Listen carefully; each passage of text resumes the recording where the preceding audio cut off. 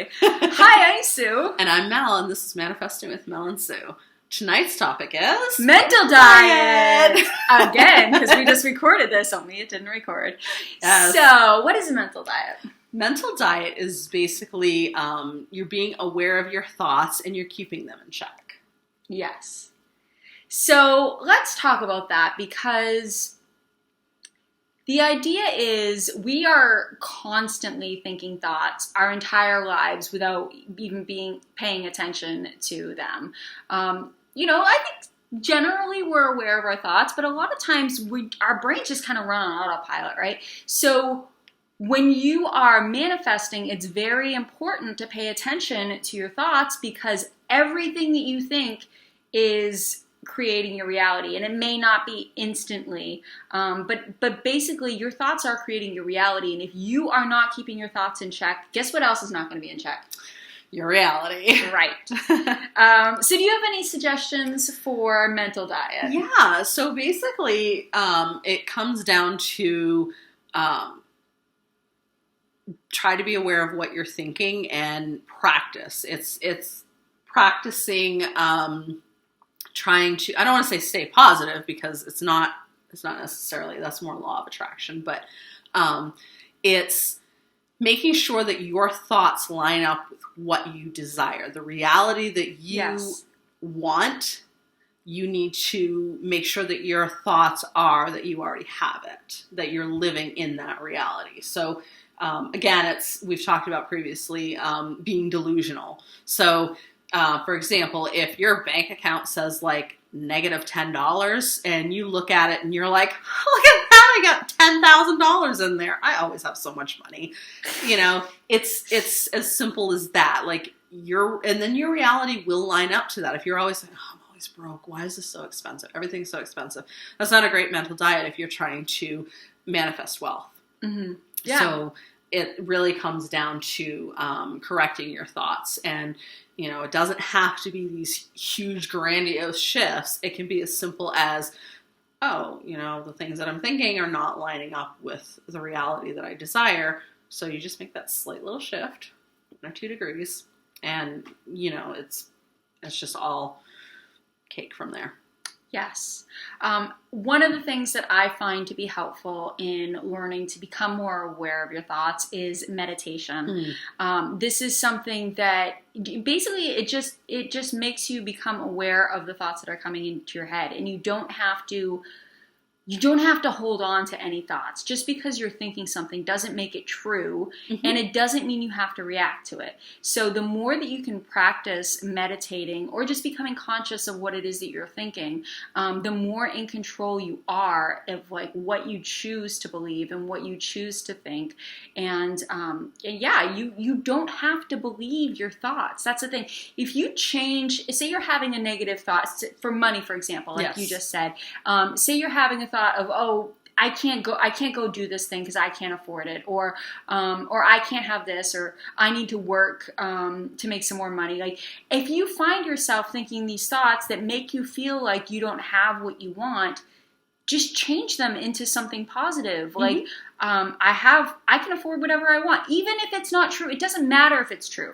The thing is, you don't have to believe your affirmations. You only have to repeat them. And that's something that I learned from Dr. Joseph Murphy, who we were talking about in one of our latest videos. You don't have to believe your affirmations. You only have to repeat them. Just by repeating the affirmations is how you reprogram your mind into creating new beliefs, creating the reality that you want to have. Exactly. And we were just talking a few minutes ago, about it really is scientific.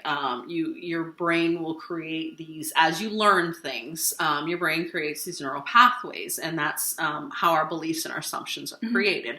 And so all you have to do is change the assumption. And again, it's been scientifically proven that if you repeat something over and over again enough, then it will reprogram your mind, and that will become your reality. Yeah. That will become very true for you. Yeah. So to make a path, you have to go over and over and over and over and over again, right? Yeah. That's how just like one step in the woods becomes a trail, right? Mm-hmm. Becomes a path. You have repetition, repetition, I love that repetition. analogy. Yes. I love that. We're not going to talk about trails anymore. So what I wanted to say about that before I just got distracted is I remember everything perfectly. Something about mental diet and neural pathways and what were you talking about before? So I was saying that all you have to do is repeat. Yes. All you have to do is repeat it. You don't have to believe it. I talked in the past about how I memorized this commercial script about jogging every day. As a kid, I hated running. Well, guess what? I grew into someone who jogged every day, who ran every day, because I repeated that sentence. I repeated that script over and over again. I committed it to my memory that it had no choice but to impress in my reality. To be created, manifested in my reality just through the repetition of something that I didn't even want. That's so true. That's so true. And we had a conversation last year. It was last summer, probably right about this time. And I was like, oh, I can't run. I've never been a runner. It's always been hard for me. And you said to me, anybody can run. Mm-hmm. And I was like, no, not me. I'm special, not me. And you're like, no, anybody can run. And I started running with you. And every time I've run with you, I've doubled. I don't train regularly. And the first time I ran with her, I ran a mile. Second time I ran with her, it was 2 miles. Third time I ran with her, it was 4 miles. And I'm like, ooh. It's a slippery slope. That's a very slippery slope. Don't create that assumption unless you want to stick to it, right? But the thing is, you create the rules. We talked about that recently in one of our videos. You create the rules. Since you don't have to believe your affirmation, it can be whatever you want. I choose to say that I'm the most beautiful woman in the world, and it doesn't matter what you all look like because this is my reality and I'm going to create my rules. So you can choose whatever you want. You don't have to believe it. You only have to repeat it. That's so true. That is so true. I've had experience with, creating or having from childhood assumptions that were that became, a very deep-seated belief. When I was a child, I had somebody close to me that would always tell me, "Oh, you're so fat. Why are you fat?" And I was very active. I was very thin as a child, but I started, repeating that, like, "Oh, why am I fat? Why am I fat?" And like, "Oh, there's a curve in my arm. I'm fat." It was like stupid stuff. And then I had my mother would always say, "Oh yeah, when I hit 30, I started gaining weight. That's when you start gaining weight." So when I hit 30, I gained a lot of weight, and I couldn't, it didn't matter how active I was. I could eat all the salad in the world. I had a rabbit's diet, and I still was gaining weight, and I couldn't figure out why. And then when I learned about law of assumption, I was like, oh, that's why. But it was easily fixed because all you have to do is change your assumption. All you have to do is create the new rule. And that was what I did. And it was effective. It worked. Yeah, definitely. Switch your thoughts. Pay attention to what your thoughts are. And if they're not in alignment with what you want your reality to be, then make them what you want your reality to be, So how would somebody know if their thoughts aren't lining up to what they want? What's a good indicator of that? So if you're not feeling good, so if your thoughts are giving you bad feelings, right? So if you're feeling upset about something, think about, okay, so what was I just thinking before I started feeling that way? Because you don't have to accept any of your thoughts as true. And a lot of us, if we're not aware of what our thoughts are, will cause us to have negative feelings because they're not in alignment with what we want. And so that doesn't feel good, right? And so that will help you use your feelings as a guide of oh, I'm not feeling good right now. What am I thinking that's making me feel this way?